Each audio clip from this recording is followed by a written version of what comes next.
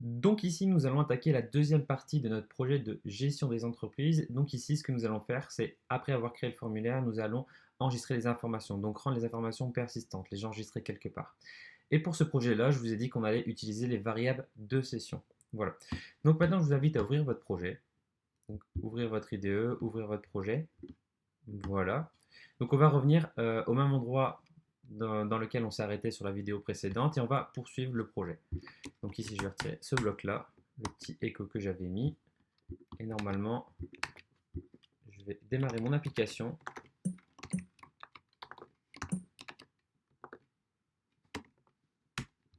Voilà. Normalement, on devrait avoir un rendu comme celui-ci. Okay. Donc, première étape, ce que l'on va faire, c'est dès qu'on envoie notre formulaire, on va l'envoyer sur une page différente. On va l'envoyer sur une page que l'on va appeler sauvegarder.php dans lequel on va faire notre traitement pour sauvegarder l'information et faire les vérifications qui vont bien. Donc, je vous invite ici à créer un nouveau fichier. À la racine de votre projet, je vous invite à créer un fichier qui s'appelle sauvegarde.php. Voilà. Donc là, on va afficher un petit message test. Voilà, tout simple à l'intérieur. Et on va venir le fermer. On va venir fermer ce fichier-là. Maintenant, ce que l'on souhaite, c'est quand on envoie notre formulaire, c'est que notre formulaire soit envoyé sur cette page-là. Donc là, comme je vous ai dit la semaine passée, il y a la propriété, enfin l'attribut action qui permet d'indiquer l'endroit où sera redirigé le formulaire, où sera redirigé les informations. Donc ici, on a juste à indiquer la page sur laquelle on va rediriger les informations. C'est la page sauvegarde.php. Donc je note sauvegarde.php. N'oubliez pas que normalement, enfin je sais pas si ça dépend, je pense que ça dépend du système d'exploitation, mais c'est peut-être potentiellement sensible à la casse. Donc notez bien, donc tout en minuscule et ici tout en minuscule avec l'extension qui va bien. Voilà. Ensuite, ici, n'oubliez pas de réactualiser votre page pour que les informations soient prises en compte. Je vais vous montrer. En fait, là, ici, ce que je viens de faire, c'est que je viens de rajouter au niveau de l'attribut action une valeur, donc sauvegarde.php. Et je vais vous montrer que si vous ne réactualisez pas votre page, les informations ne sont pas prises en compte. Vous voyez, au niveau de mon form, l'action est vide, mais la méthode est toujours post. Et dès que je réactualise ma page, eh bien, j'ai bien mon action qui est bien prise en compte. Okay, donc, n'oubliez pas à chaque fois de réactualiser votre page dès que vous faites des modifications dans votre page PHP, dans vos pages PHP. Voilà. Maintenant, on va revenir remplir notre formulaire et voir si on est redirigé sur la page qui s'appelle sauvegarde.php avec notre petit message test. Donc, je vais remplir des informations à l'intérieur, test. On va créer une société Naruto. Date de création, on va dire que demain. On met un numéro de téléphone bidon et pays France. On envoie les informations et là on voit que les informations sont bien redirigées vers la page sauvegarde.php. Okay. Donc c'est sur cette page là qu'on va venir effectuer tout notre traitement. Okay. Donc là maintenant on peut quitter cette page là. On va se rendre dans la page sauvegarde.php et là on va venir faire un petit test. On va venir essayer, déjà dans notre premier temps, on va venir récupérer les informations. Donc on va ouvrir la balise d'ouverture de PHP. On va utiliser la variable de debug printer post pour récupérer les informations. Je vous rappelle qu'on utilise la variable super global post parce qu'on a bien indiqué ici dans notre fichier index.php qu'on envoyait les informations avec la méthode post. Voilà. Donc ici, je vais mettre le petit prix qui va bien. Voilà. Printer de post. Voilà. Ici, vous pouvez faire un CTRL R pour relancer votre formulaire. Donc CTRL R. Donc il vous dit confirmer le nouvel envoi du formulaire. Ça nous évite de repasser par la case formulaire et de remplir à chaque fois le formulaire. Ici, vous pouvez directement taper exécuter la commande CTRL R pour renvoyer le formulaire. Donc continuez et là vous avez votre formulaire.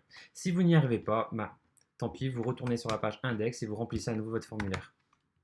Nord-Auto, voilà, téléphone, pays, et on envoie les informations. Voilà. Donc première chose que l'on fait, c'est qu'on récupère les informations. Là, on récupère bien toutes les informations, nickel. On a bien le nom, la date de naissance, le téléphone et le pays. Ok. Donc première chose faite. Donc ce que l'on va faire, c'est que ces informations-là, on va venir les stocker dans une variable. Donc le poste au complet, on va venir le stocker dans une variable. On va dire que on va stocker dans une variable entreprise pour que ce soit plus parlant. On sait que ce qui est envoyé depuis le formulaire, c'est des informations d'une entreprise, donc on le stocke dans une nouvelle variable. Comme ça, dès qu'on l'utilisera plus loin dans notre code, on saura que cette variable-là contient les informations de l'entreprise. Donc ici, je vais mettre récupérer les informations.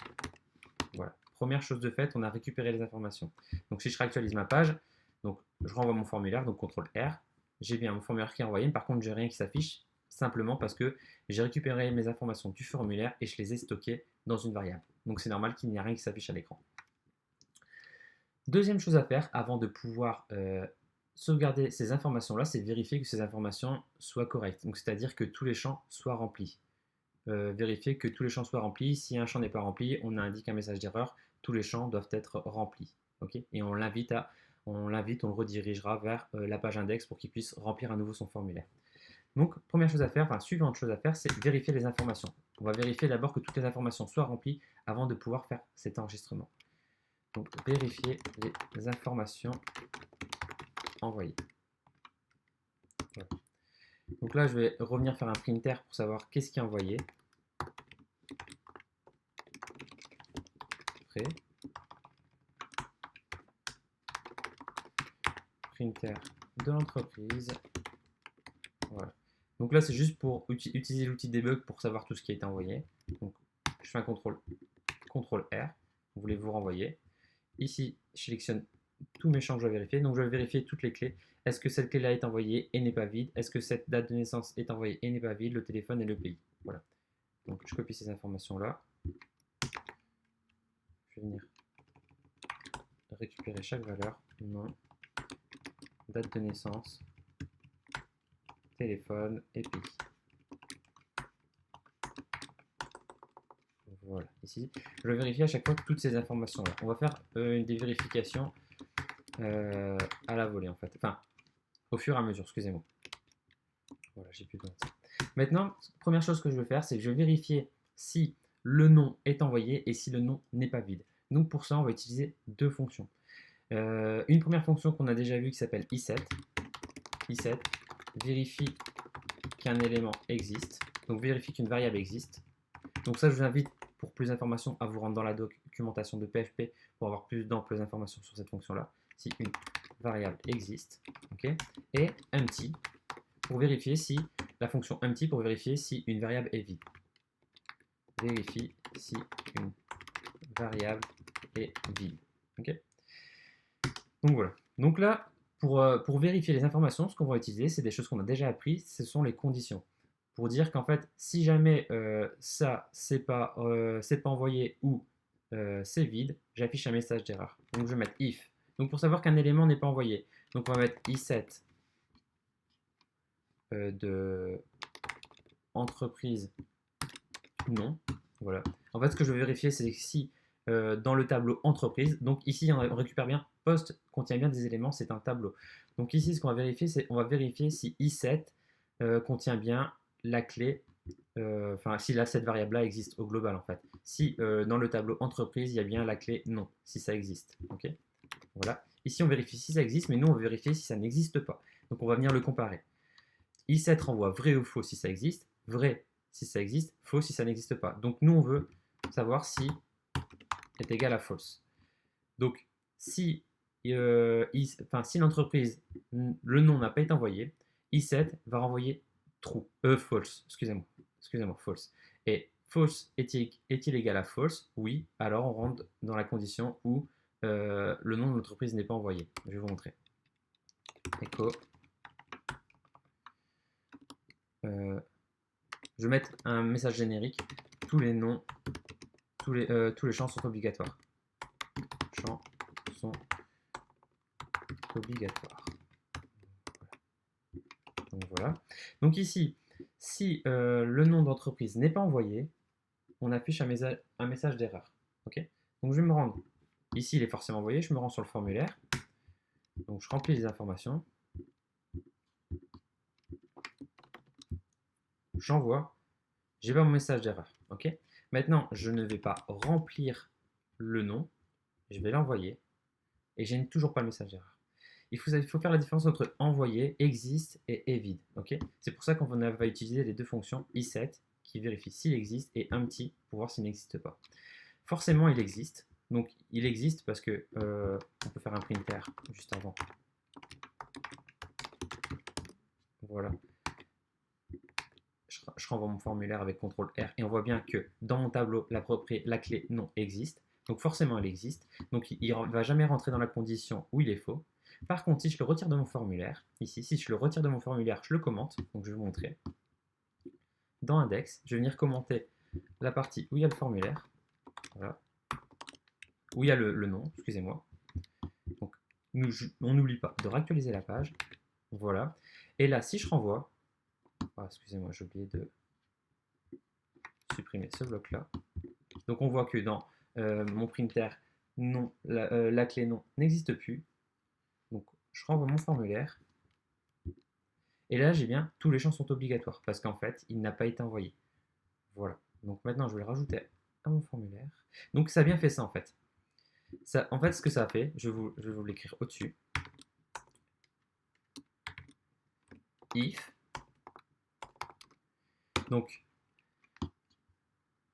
est-ce qu'il a envoyé? Bah non, false. I7 va renvoyer false parce qu'on n'a pas renvoyé le nom. Et est-ce que false est égal à false? Bah false est égal à false, donc ça veut dire que c'est vrai.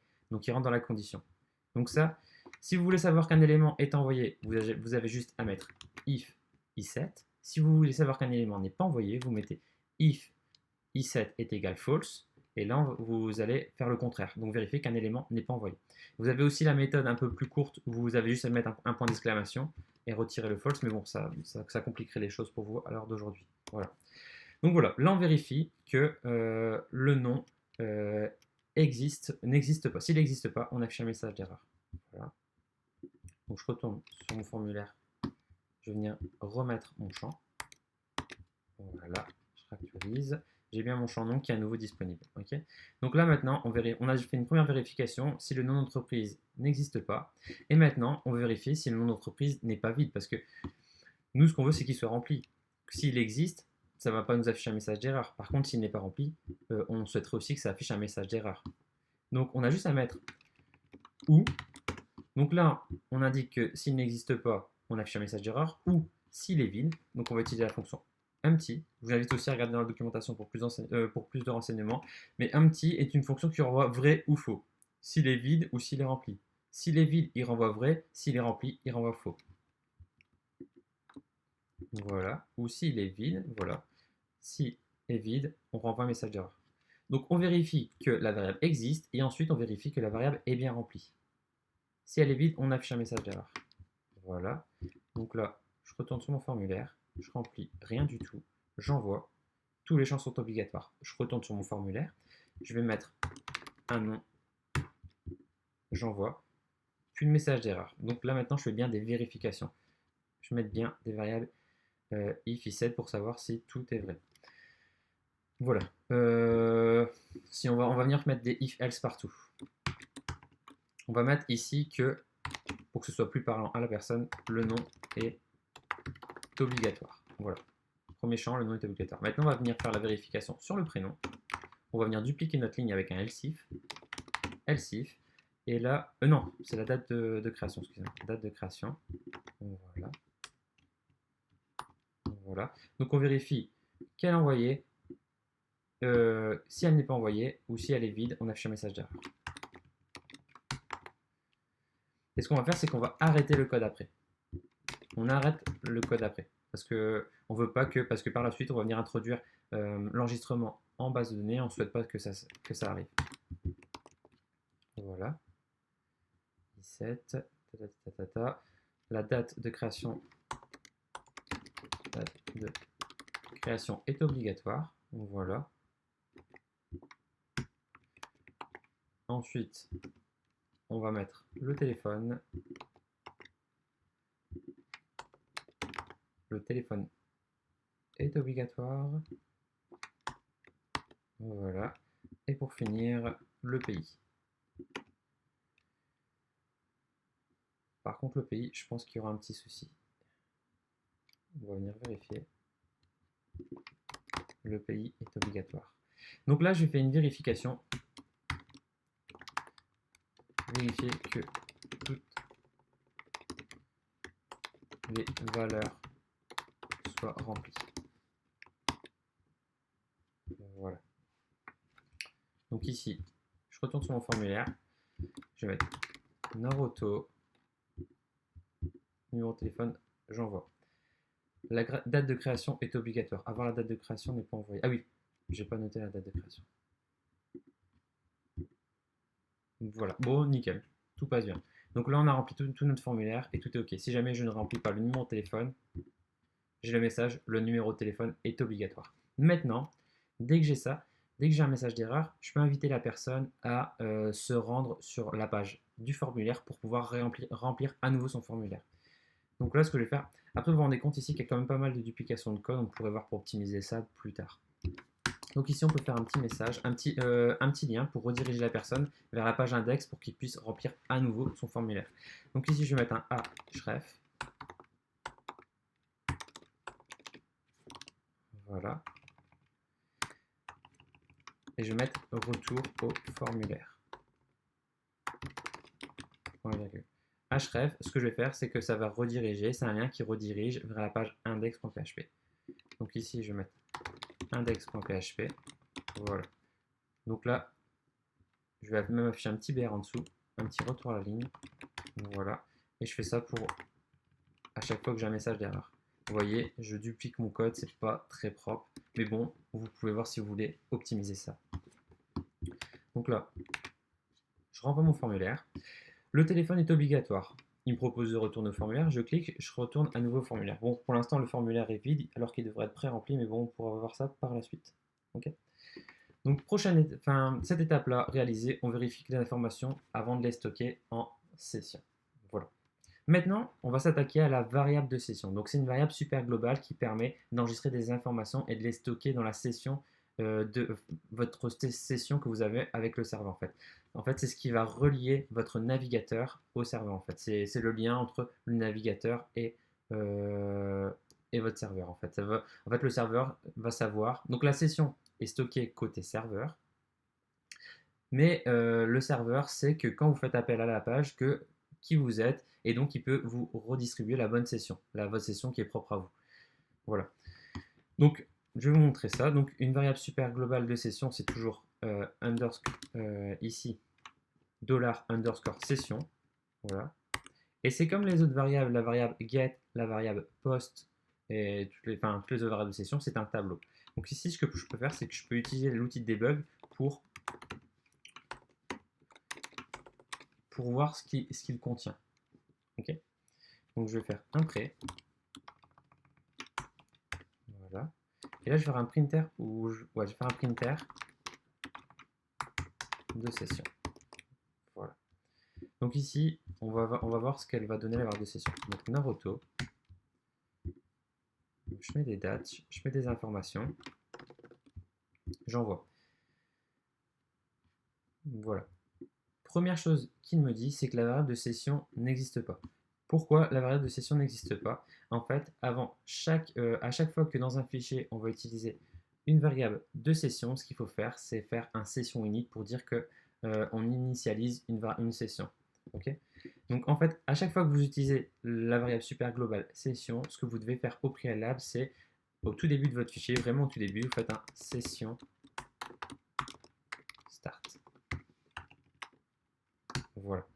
Donc ici, ce que nous avons, c'est un tableau. Dès que nous actualisons, nous avons un tableau de session qui est vide.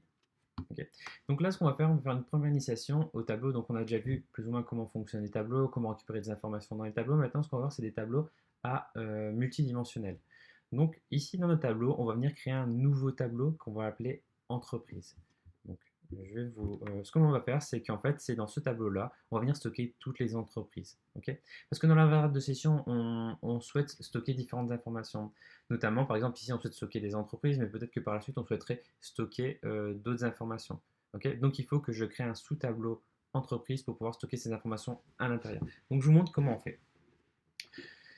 Donc, première chose à faire, c'est pouvoir créer le tableau s'il n'existe pas. Donc, en fait, ce que je vais vérifier, c'est que je vais vérifier si dans la variable de session, est-ce qu'il y a une clé, est-ce qu'il y a l'élément, le tableau entreprise qui existe. S'il n'existe pas, je le crée. Vous voyez que, par exemple, ici, mon tableau est vide. Donc, ce que je vais faire, c'est que je vais faire if i7. Donc, je vais vérifier dans la variable de session si la clé entreprise avec un S existe. Donc, si elle n'existe pas, voilà, et ben, je la crée. Donc, je fais session, voilà,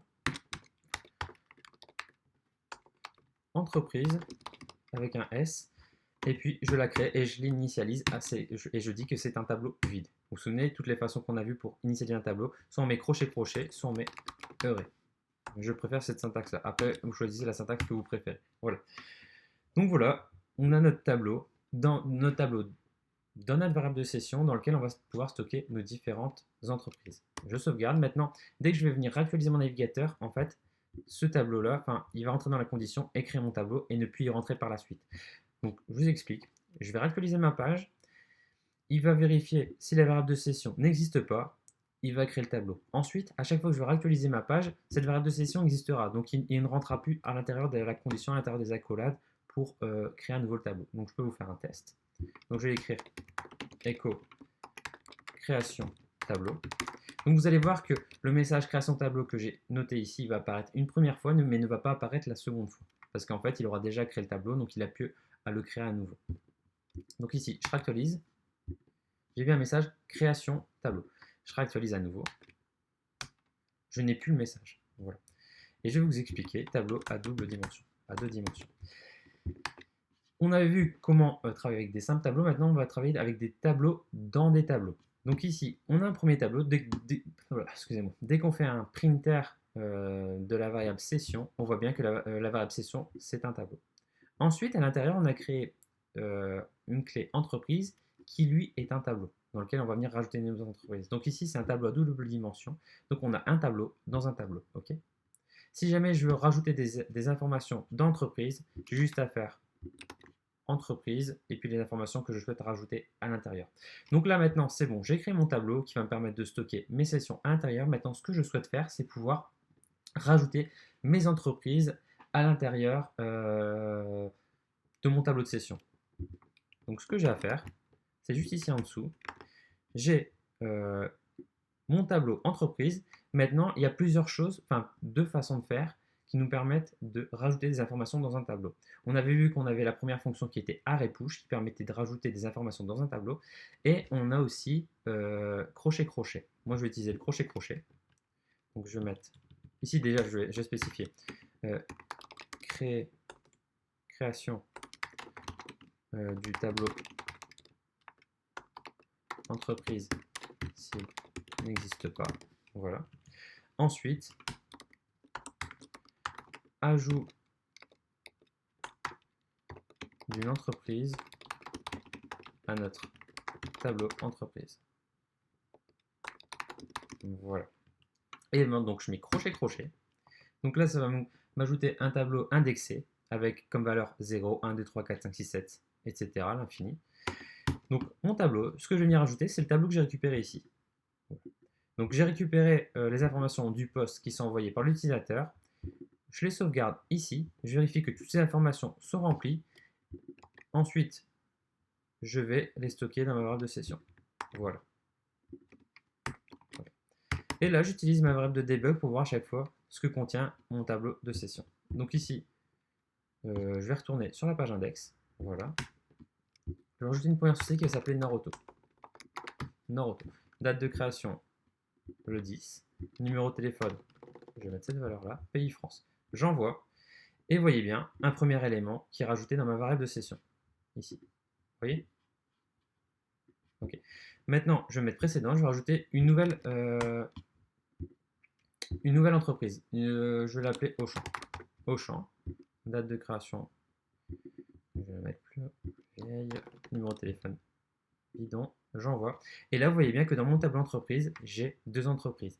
J'ai la première qui est Noroto et la deuxième qui est Auchan. Vous voyez bien que l'ordre d'insertion sont bien respectés. D'abord, on a inséré celle-là, ensuite celle-là. Ok.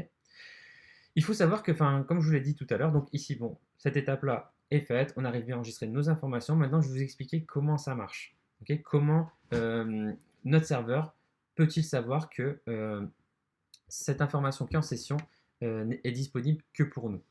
Je vais vous montrer un exemple ici. Donc là, je suis sur localhost, je suis sur mon navigateur, je suis sur Chrome. Si jamais, par exemple, j'ouvre Firefox,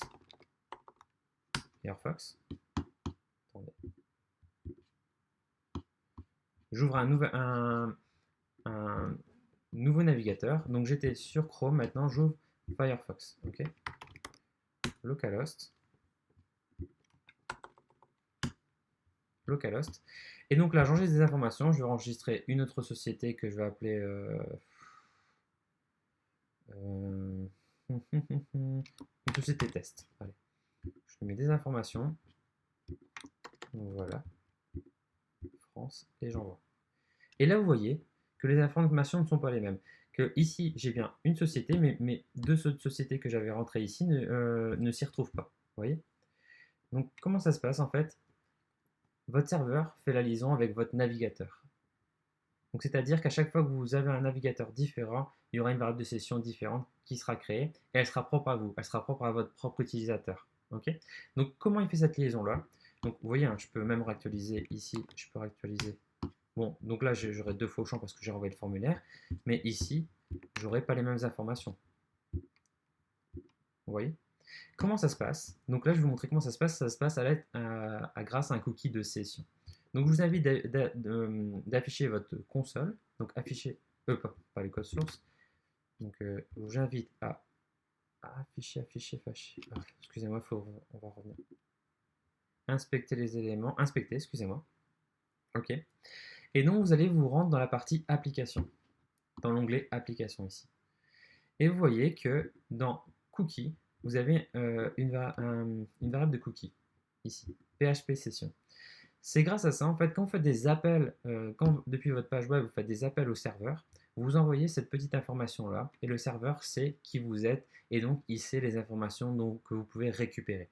En fait, côté serveur, le serveur va créer une session, et cette session, donc, elle est disponible sur le serveur, mais quand vous faites des appels, le serveur sait que c'est vous, et il vous met à disposition cette session que vous venez de créer. Imaginons qu'ici, je supprime ma variable de session, donc ici, je la supprime, je réactualise ma page, et bien, toutes mes informations ont disparu. Comme j'ai renvoyé mon formulaire, j'ai ma dernière enregistrement qui est envoyé, mais toutes mes informations que j'avais enregistrées précédemment ont disparu, et j'ai une nouvelle variable de session qui vient de se créer. Donc si je supprime, voilà, je reviens sur la page normale, je remets une autre société TT, voilà, j'envoie, et vous voyez que déjà toutes les informations que j'avais stockées précédemment ont disparu, et que j'ai des nouvelles informations, et j'ai une nouvelle session qui est établie entre le serveur et moi. Donc des nouvelles informations qui sont stockées. Donc voilà, c'est tout pour cette partie-là. J'espère que vous avez bien compris. Si vous avez des questions, n'hésitez pas.